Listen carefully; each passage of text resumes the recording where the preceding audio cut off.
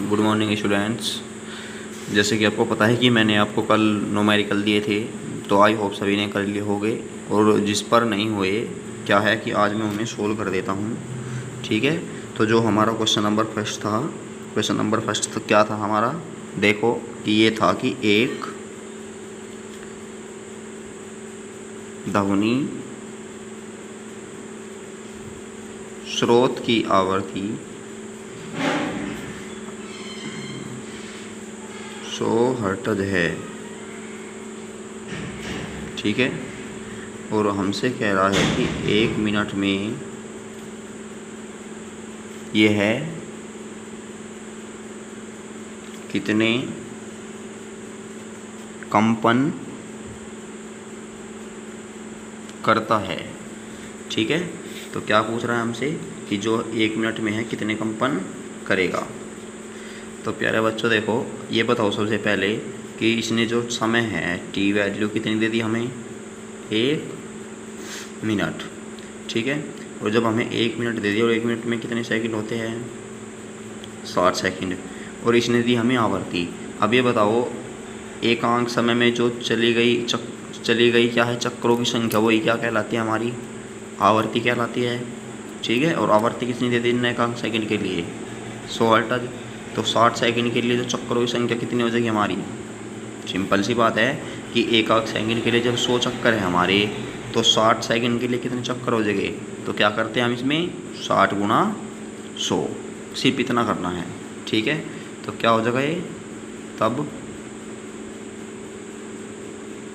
चक्करों की संख्या, तो चक्करों की जो संख्या हो जाएगी हमारी वो कितनी हो जाएगी, 100 गुणा 60। पता लग गया सभी को क्यों हो जाती है। ठीक है, तो 100 गुणा 60 बराबर कितना आ जाएगा हमारे, 6000 चक्कर आ जाएगी। तो आई होप सभी को समझ में आ गया होगा। सिंपल न्यूमेरिकल है, क्योंकि हमें पता है कि जो आवृत्ति होती है हमारी चक्करों की संख्या ही तो होती है। ठीक है, अब एकांक सेकंड के लिए तो दे देना 100 हर्ट्ज। और ये बताओ तो 60 सेकंड के लिए कितनी हो जाएगी हमारी, 60 क्या कर देंगे हम इसमें मल्टीप्लाई कर देंगे। अब इसके बाद में देखो हमारा जो क्वेश्चन नंबर 2 है, क्वेश्चन नंबर 2 क्या लिखा था मैंने कि एक 50 मीटर ऊंचे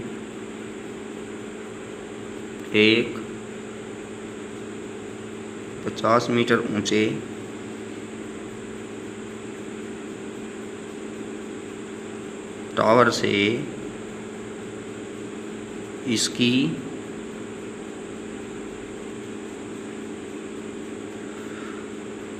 आधार वाली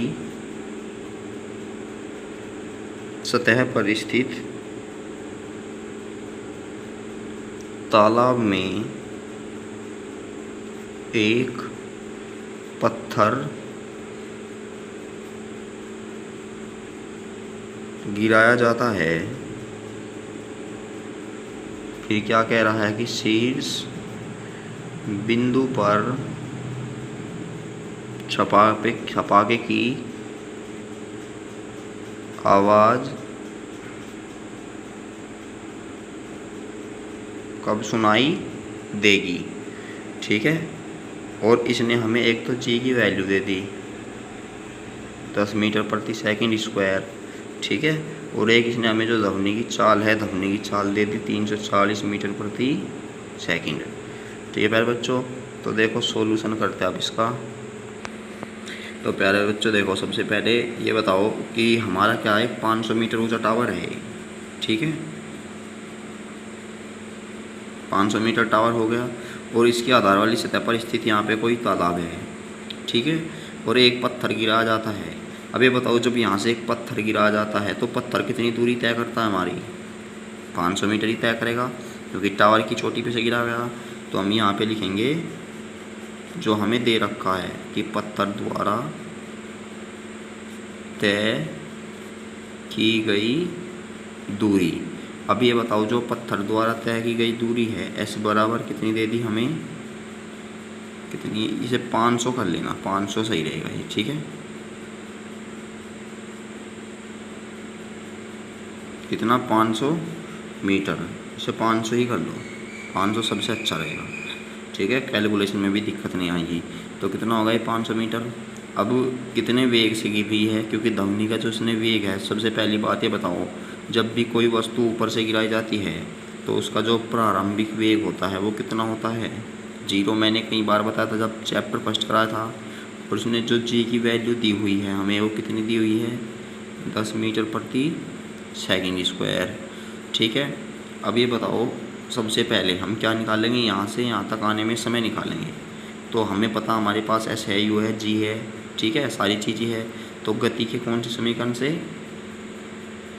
गति के दूसरे समीकरण से। तो गति का जो दूसरा समीकरण है जिसमें सभी अत्यय क्या है, U T plus half G T square, हम एस के स्थान पर एच भी ले सकते हैं, कोई फ़र्क नहीं पड़ने का। ठीक है, अब एस की जो वैल्यू दे रखी है हमें 500, और यहाँ पे यू की तो वैल्यू 0 है, तो सारा क्या हो जाएगा, ये 0 हो जाएगा, प्लस 1/2 10 गुना टी स्क्वायर। ठीक है, 1 0 से 1 0, 50 दूनी कितने हो जाते हैं हमारे, 100 बराबर टी स्क्वायर। तो यहाँ से जो टी स्क्वायर बराबर 100, टी की वैल्यू कितनी होगी हमारी, 10 सेकंड, क्योंकि हमें पता है कि जो स्क्वायर इधर आने के बाद रूट लग जाएगा, और रूट लगने के बाद रूट 100 किसका होता है, 10 का। तो टी की वैल्यू मिल गई। तो अब यहाँ से चूँकि हमें क्या मिल गया कि जो पत्थर है, पत्थर 10 सेकंड में तालाब तक पहुँच जाएगा। ठीक है, अब इसके बाद में क्या है, हमें निकालनी है कि जब इसमें पत्थर गिराएगा तो आवाज़ कितनी देर बाद सुनाई देगी, यानी यहाँ से पत्थर को जाने में लगा समय 10 सेकंड है। अब हमें वो समय निकालना है जो यहाँ से ध्वनि जाती है। अब हमें पता है कि हमारे पास ध्वनि की चाल भी है। ठीक है, क्या है, ध्वनि की चाल भी है, और हमारे पास चली गई दूरी भी है। तो क्या है कि 500 मीटर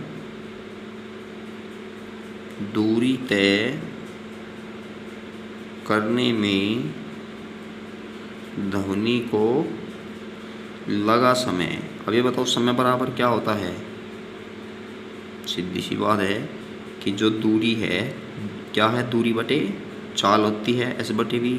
दूरी कितनी है हमारे पास 500, और चाल कितनी 340, 0 से 0। जब हम इसको काटेंगे तो हमें 1.47 मिलेगा। ठीक है, ये मिल गया। और हमसे क्या पूछा है, समय ही पूछा है कुल। तो जो कुल समय होगा, एक तो हमारा ये होगा यहाँ से यहाँ तक, और एक यहाँ से यहाँ तक जाने में। तो ऊपर से नीचे तक आने में तो कितना समय लगा था हमें, 10 सेकंड, और नीचे से ऊपर ध्वनि को जाने में जो हमें सुनाई दी कितनी है, 1.47। तो टोटल समय होगा तो कितना हो जाएगा, 11.47 सेकंड। तो क्या कह देंगे हम कि जो हमें छपाके की आवाज़ है वो 11.47 सेकंड बाद सुनाई देगी। तो आई होप डाउट क्लियर हो गया होगा सभी का। ठीक है, तो अब हम क्वेश्चन नंबर 3 पर चलते हैं।